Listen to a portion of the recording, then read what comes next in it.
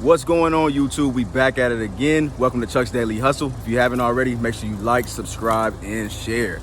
All right, man, today is Memorial Day, so RP to everybody that lost their life. You know, my condolences go out to everybody out there. So moving on, man, what we doing today is, well, I'm bored. So I decided to come out to the office and I am going to teach you guys how to inspect a vehicle before you purchase it. You know, dealers, before you purchase it from an auction. You know, people that are regular consumers, before you purchase a used vehicle. I get a lot of people that come out to me and tell me that they have bought lemons, and that's why they're buying the cars from me. So and I usually don't ever get anybody calling me back about the vehicle, and if they do, it's always something stupid, like, you know, brakes and rotors or some stupid crap like that, and I'm always willing to help them out. So as you can see, I am at the lot. So I decided that I wanted to pick the cheapest car that I got in inventory, and I wanted to show you guys how to do that.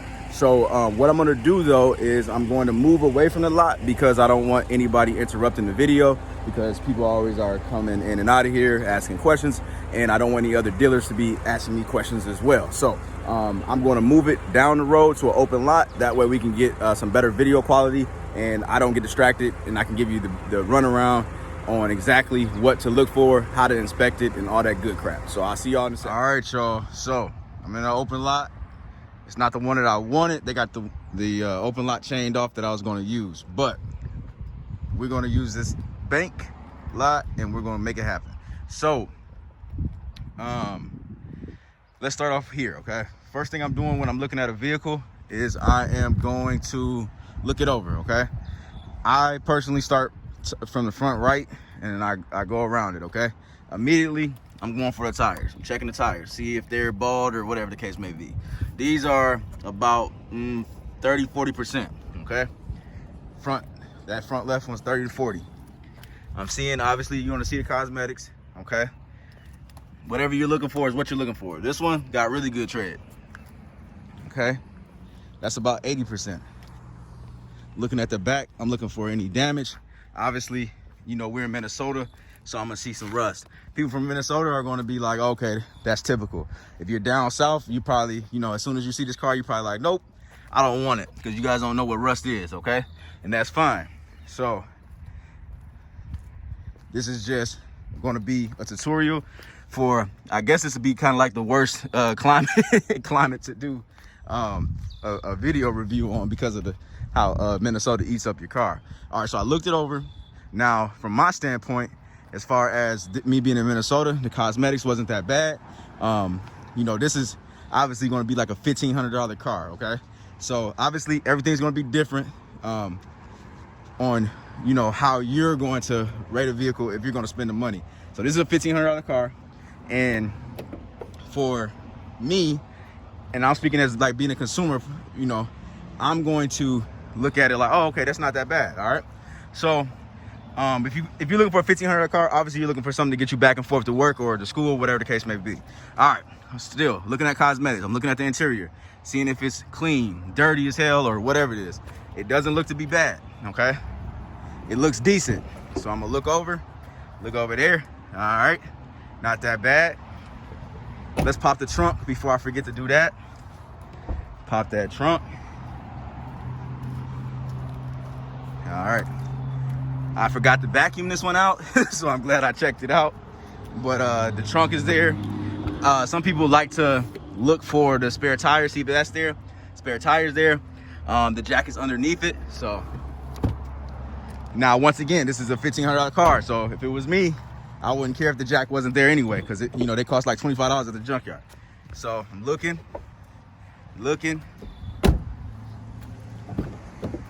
All right, that's cool. All right, Minnesota, what we do is we look for rust underneath, because we don't want to fall through the damn car. All right, we're looking to make sure there ain't no K-frame that's all rusty and shit. Okay, this is called rockers. Okay, this is typical on any Chevy, okay, for this to happen in Minnesota because of the rust. So now I'm looking at this. Is the K-frame all rusty? Nope. That's typical surface rust. Okay, it's not rusted through, so we're good. We're in good shape. Okay, now what I'm gonna do is I'm going to look and see if we got any leaks under here. Okay, so I'm looking and I'm looking. Now what you're seeing dripping over there, that's water. I already checked that, okay? That's water, okay? We got some dried up oil residue there. So that's telling me that oil has been, that has been fixed, okay? It's not wet, okay? So, and obviously you're gonna be looking to see if that's wet, okay? So you wanna crawl under the car, okay? Now I'm gonna do is I'm gonna pop the hood before I start the car. A lot of people come out and then they start the car before they even pop the hood. Don't do that, okay? Now, I'm gonna put this up. I'm trying to work with y'all. One hand by myself, y'all. I'm using my head. All right. So now I got that up, okay? I'm looking at the coolant reservoir. The coolant reservoir is full. I don't see any milky substance in there or nothing like that, okay? I can look at the brake fluid, the power steering fluid, and I can look at all that just to make sure it's topped off. Now, I'm gonna give y'all a little recommendation. Just because you see that a coolant is a little low, if oil is a little low, it doesn't mean that that's a bad car, okay? It doesn't. What you should ask is, hey, when was the last time this oil was changed? Now, if it was changed yesterday and you got a low coolant, then obviously something's wrong, okay? Let me take this off. So obviously something's wrong. You got a fresh oil change in the day later, your coolant's low or your oil's low. That means that you got a recent leakage, coming out of whatever is low, okay? So anyways, back to what I'm talking about, okay? Is we're going to talk about, see if we see any leakage going on top of the engine, like valve cover gaskets, things like that. So the more open space you got, the more you can see. You can see if you got any type of leakage going on, okay? All right, looks to be good, okay? Not seeing any leakage. Mechanically so far, this car looks okay, all right? I haven't started it up yet though. Now what I'm gonna do is I'm gonna check this oil, okay? So let me check this oil. See if I can set this damn tripod up for y'all, man. We doing this with I'm doing this with no editing. All right. Actually, let me show y'all what the dipstick is first. So this is the oil dipstick, okay? So I'm gonna take this out on a cold start to check the oil.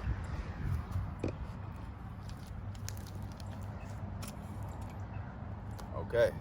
When you take it out, it's going to look whatever it's gonna look at. This is not the proper oil reading. You gotta take something and you gotta wipe this off, okay? Wipe this off first. Obviously, I'm looking at the color of it. The color isn't bad, okay? It could use an oil change, but this is pretty good color oil, okay?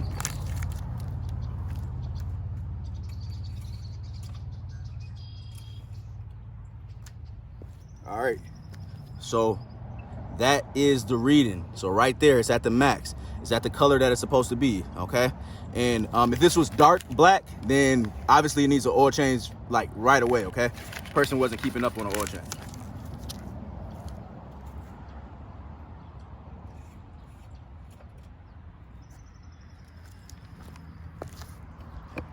So with this car, it doesn't have the transmission dipstick, so I can't check the transmission fluid.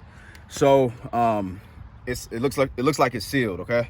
So and just so you guys know, when you are if a car does have a transmission dipstick, you don't check the transmission fluid before you start up the car, okay? You check the transmission fluid after the car's been running for a while, okay? And you also want to check it while the car is running. All right, so transmission fluid, you check it, the dipstick, when the car is running. Oil, you do not check the dipstick while the car is running, okay? Like, just remember that, all right? Because a lot of people do it the opposite way. So remember that part, all right? So now, let's say, for instance, well, not for instance, what we got going on with this car is obviously we're not able to check the transmission dipstick. So now what we're gonna do is we need to throw this thing on the road, okay? We need to check to make sure that it's not shifting,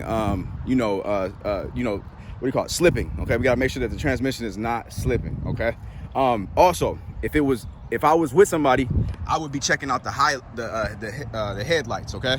But if that's not the case, then what I would do is I'll put the owner in the car or the dealer and say, hey, I need you to check on the headlights, high beam, low beam, left, right, turn signal, kind of like when you go to Valvoline and get an oil change. Same thing for the brakes. I'm gonna step on the brakes and see if that is what it needs to be. That way, if I need to fix it, then I know what I'm doing. That's gonna be good for you to inspect the car before you start negotiating with the owner of the vehicle on a price, okay?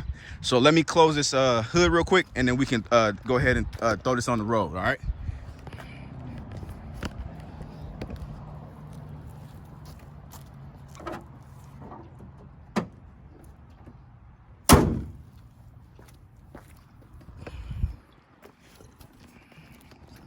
All right, y'all. So now, obviously, this isn't going to be a cold start on the vehicle, but I'm gonna give y'all this just so you can catch a gist of it. All right. So you start up the car. Now I'm listening, okay, for the engine. Do I hear any timing chain, any rattle? No, I didn't. Do I hear a loud exhaust? No, I didn't. Okay, that's good. So I'm gonna hit the engine. Okay, I'm not hearing no clunking. I'm not hearing nothing funny. Dope. All right, this car is good for me to go on the road with. All right. So now, before I go anywhere, what I'm gonna do is I'm gonna check the windows. Okay, the left one, that works. Okay, the right one, that works. Okay, rear left, that works. Good. Rear right, that works. Good. Now let's say, for instance, these didn't work. Okay, let's say this one didn't work and this one didn't work. Okay, what I would do is I would go over to the right one and then I would roll this one down. Okay, and if that one went down, that means that this unit, which is a master window switch, is very, very easy to fix. You pop it out and then you pop it back in. Okay, that means that that's messed up, so I wouldn't even worry about that. That's like a $15 part at a junkyard, and it takes you 2 minutes. You can Google on how to do it, YouTube it, whatever. All right, so that's that. Now what I would be doing is I would be checking on my radio, see if that works. It works. Dope. I would be checking on my AC, making sure that works. I already got it on. That works. I would check on the heat.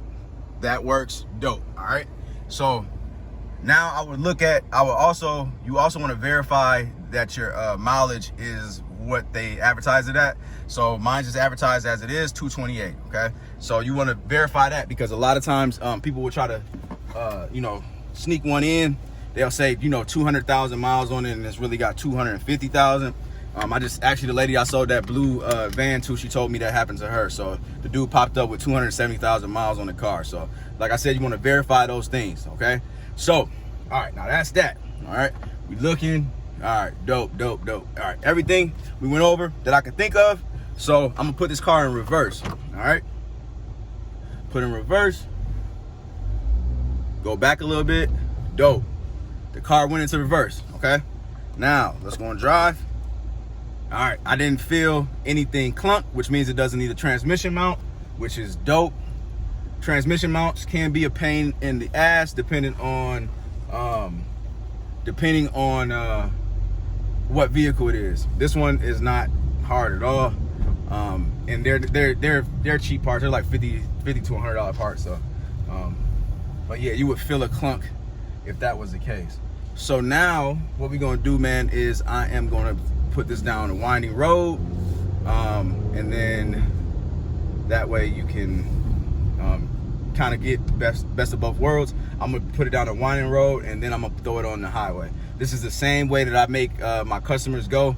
That way they can get a feel of the car. Okay, so what I'm gonna do real quick is I'm gonna stop. Okay, I'm gonna stop, go down to 0. Okay, I want this transmission to shift properly. Okay, so I'm paying attention to the RPMs, and I'm also paying attention. That go one shift, and I pay attention to the sound because I've been in it so long. A lot of people can pay attention to the. Okay, that's 2. This is a 4-cylinder.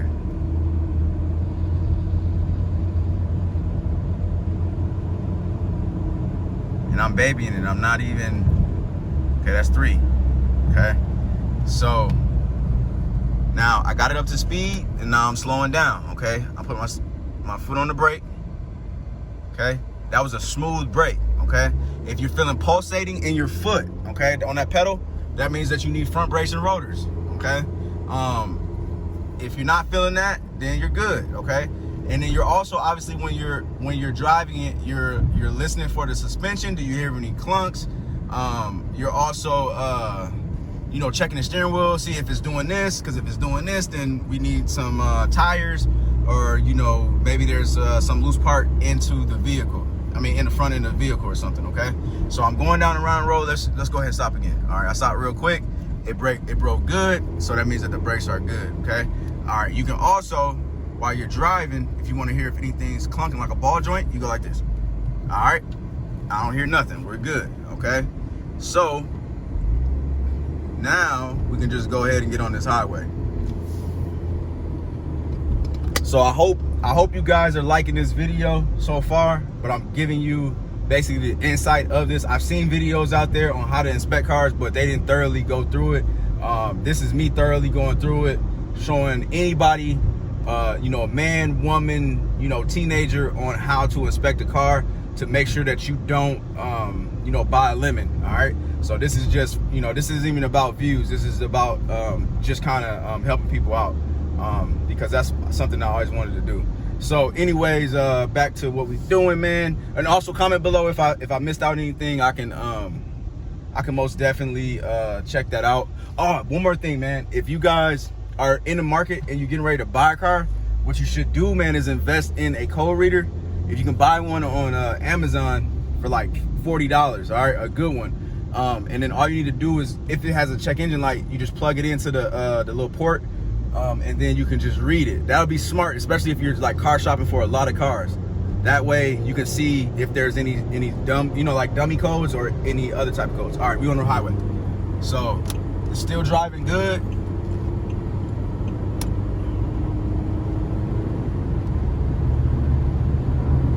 Still driving good.